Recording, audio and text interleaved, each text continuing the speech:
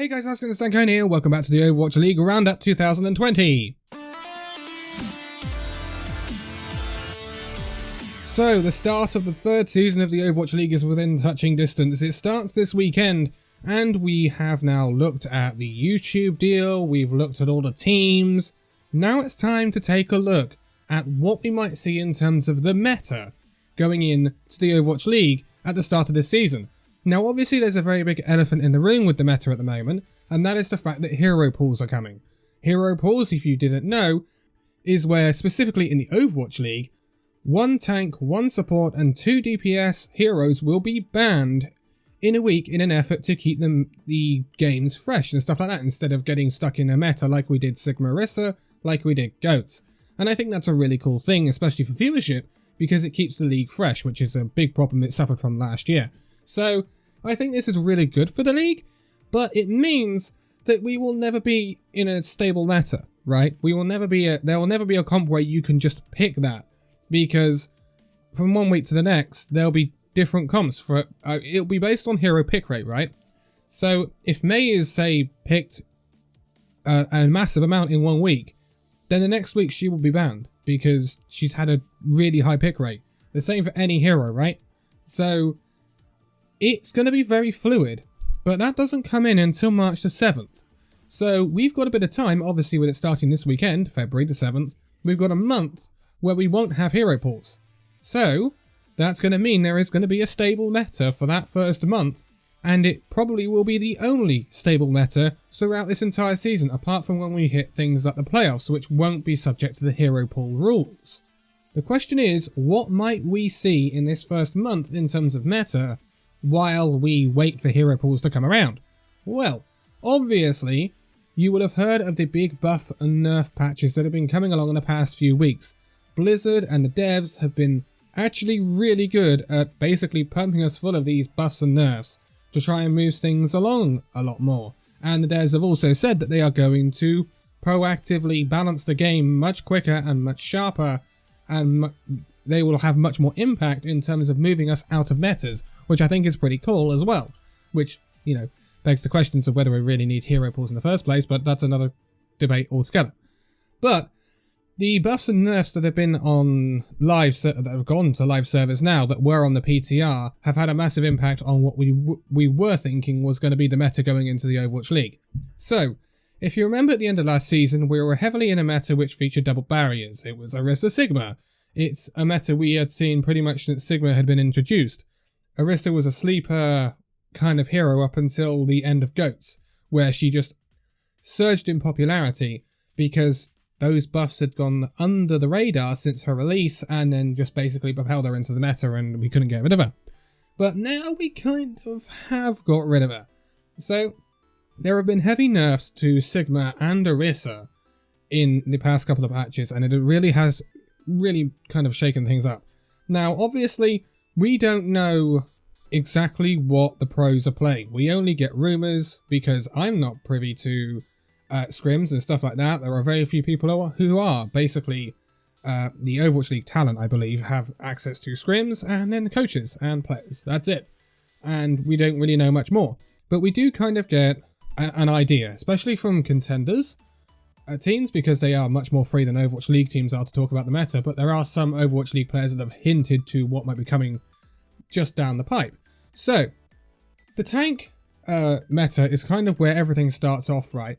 It's the thing that in recent months people have been complaining about most, because we've been featuring Orisa Sigma. It is highly unlikely at this point, considering all the rumours that are going around and considering what's happening on live servers right now, that we will be seeing Orisa Sigma in the Overwatch League. For the major part anyway. Because basically Sigma, according to a lot of people at the moment, and according to most people that have seen scrims, Sigma is featuring basically zero playtime. He's not being seen at all in pro scrims at the moment. Yeah, Sigma is kind of dead at the pro level, according to most people, and it's probably due to his nerfs and the fact that Orisa is not featuring as heavily. The synergy between Orisa and Sigma was incredibly good, that's why it featured for so long. And with the nerfs to Sigma, especially, I think it really hurts him that he can be interrupted so easily in his ult now. His ult is very difficult to get off, especially at the pro level, without being interrupted now. And obviously nerfs to his barrier and other such things have caused him to become a lot less powerful. But then when you add in the fact that Orisa is no longer a must-pick hero, then the comp kind of just falls apart. So that's why we are probably going to see very little, if any, Sigma going into the Overwatch League, or most likely anyway. Again, this is just assumptions we are making on the information we know so far. We don't know what... I don't know personally what they are scumming. I'm just working off the information I have been able to gather. Now, the general consensus is that the tank line at the moment is looking like Reinhardt D.Va, which is something pretty unique, because obviously when you think of Reinhardt, you'd normally pair him with either Sigma or Zarya mainly. We've seen Reinhardt Zarya, especially during GOATs, and it's also very popular on King's Row. But we are seeing much more D.Va. Now, the reason we are seeing much more D.Va is because obviously we're seeing less Sigma, we're also seeing a little bit less Batiste, although he is still pretty strong, so D.Va comes back into being able to peel for her supports and stuff like that. So she's also getting a lot of work done because of her cooldown decrease to her boosters. She now has a 3-second cooldown on her boosters instead of 5, which means basically if you use her correctly, she can be Pharah, she can fly pretty much infinitely. So this means that D.Va, whether she needed it or not, has a lot more mobility than she had before, which, considering she's a hero that came from Dive a lot of the time, she featured very heavily in Dive, which was a very mobility heavy comp, it's kind of interesting that they've given her more mobility than basically what she needed. D.Va was kind of a victim of the meta, really, where she just didn't feature because of Orisa Sigma, but D.Va was still pretty strong. It's just everyone else was doing stuff that she could do, so she wasn't needed, basically. But Rein D.Va is a very interesting one. Reinhardt is featuring a lot, and I mean a lot, because if you're going to swap out one of the tanks, it looks like at the moment you would swap out the D.Va rather than the Reinhardt. The Reinhardt seems to be the staple part of this tank line right now. There have been some teams, I think in contenders, that have been running Reinhardt Orisa, with Orisa being played in more of an off-tank sort of way, which is kind of understandable with her nerfed barriers. But with the change to Fortify, it could mean that Orisa really does slip down a bit more. In terms of other heroes you can obviously pair with Rein, you could pair Sigma, but we're not expecting to see much Sigma. You can also obviously pair the Zarya, and that'll very often depend on what the enemy team is running, I would have thought. Because if the enemy team is running things that D.Va can't deal with, then Zarya is going to become more helpful. For example, if the enemy team is running Reaper Mei, then it is possible to run either the Zarya or the D.Va, because they can both protect people that are being jumped on by the Mei or the Reaper. But Reaper has also seen some changes as well along with Mei, so it's kind of weird where we're at right now because not everything is quite clear. The only real clearest information I've got on the meta right now is the tank line. The general consensus is Rein D.Va, if not Rein Zarya or Rein Orisa, Sigma's dead, and that's where we are right now. Roadhog is just Roadhog, Winston is just Winston. They're used in special scenarios. There is no suggestion that Dive is coming back in a heavy way right now, but it could come back during hero pools, obviously, if we get certain heroes, taken out of the pool. For example, if Rein is as strong as people are suggesting he is right now in the pro meta, then I can almost certainly say that Reinhardt will probably be the first tank to be banned.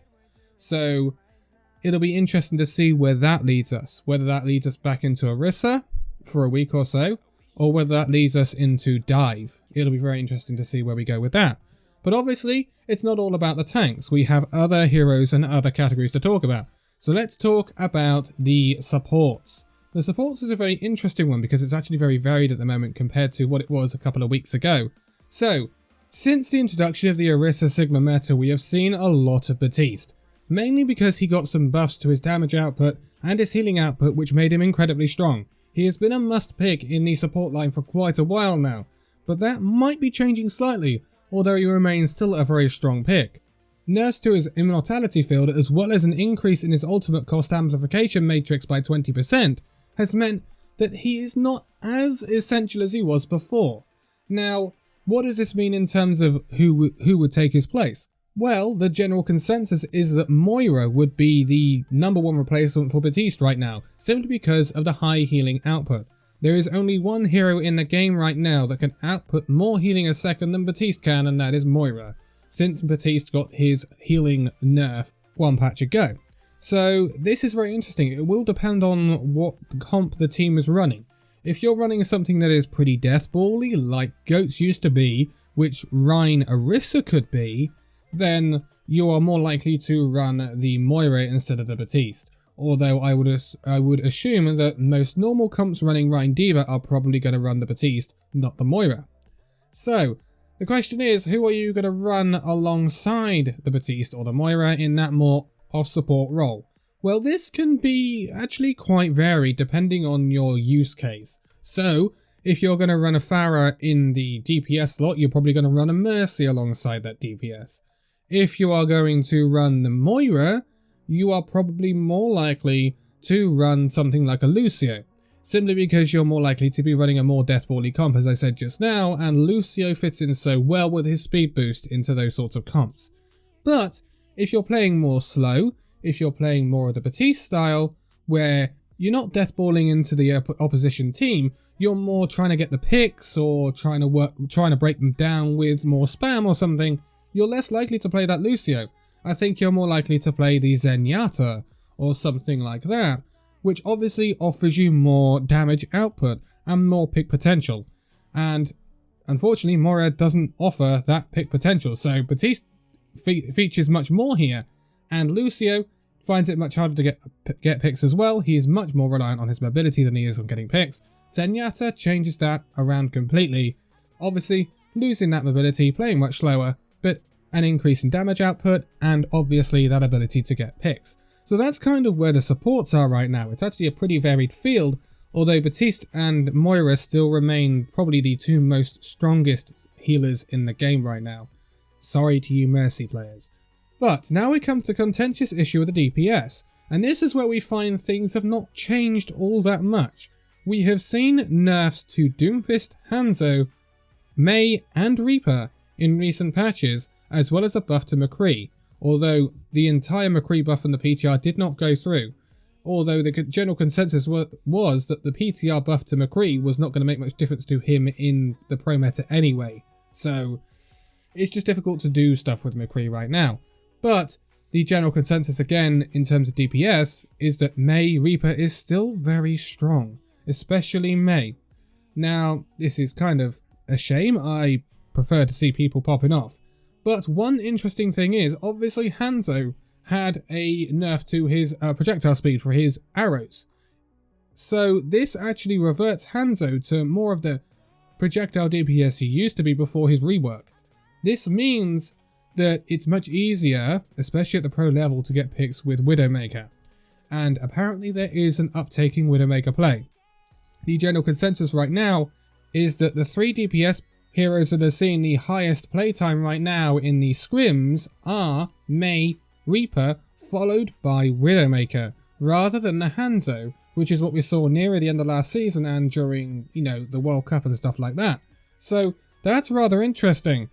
You can still use the Hanzo to good effect, but he's nowhere near as good as he was. He was very effective at breaking shields. Obviously, you're not going to see as many shields now, so that's not quite as important as it was. Plus, his Storm Arrows had a nerf as well, which made him less good at breaking those shields. So, Hanzo has had an out-and-out damage output nerf, as well as it becoming harder to get picks with that projectile speed reduction as well, making Widowmaker more viable than she was previously, along with the nerfs to barriers, meaning there's less barriers and shields on the field, meaning that hit scan DPS like Widowmaker, perhaps McCree, can get more done.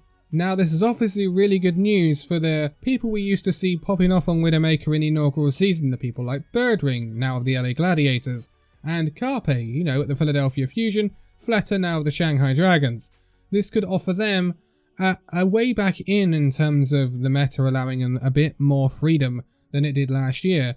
Obviously a lot of DPS players spending a lot of time in Brig Jail last year, so We don't want to see anything like that again. But again, when hero pools come in, it will really shake things up, because again, when you look at me saying that Reinhardt could be one of the early ones to be banned, Mei would also be on that list. And remember that 2 DPS heroes will be banned. So if we see a lot of Mei Reaper in this first month, I would be almost certain that the first 2 DPSs to be banned would be Mei and Reaper, which would it would change things up so dramatically that it'd be interesting to see where teams go with it. They're not going to have long to scrim on these new hero pool patches every week as they come out. So there's going to be little scrim time. So it's going to be very interesting to see what teams benefit and what teams don't benefit from it. Certainly the teams with very rich hero pools are going to do well when hero pools come in. I'm thinking of players like Prophet and Shawfor really being able to shine when hero pools come in. But again, we might see some interesting people really come to the forefront in this new era, you could say, in terms of meta. And you can make an argument that when hero pools come in, there will perhaps be no meta, or there may be a set, few metas that people will go to week on week as different heroes get banned. But that was a look at what we might see in the first month of the Overwatch League, and when it comes to hero pools as well. It'll be very interesting. It's certainly a big switch up for the league when hero pools comes in, but we should get some sort of stable meta for the first month, as hero pools don't turn up until March the 7th. But that is going to be it for this one. Next up will be the season preview, and then we will do a week 1 preview after that, and then we are straight into it this weekend. But for now, thank you guys so much for watching this video. If you liked it, give it a like, subscribe if you're new, and I'll see you in the next video. See you then.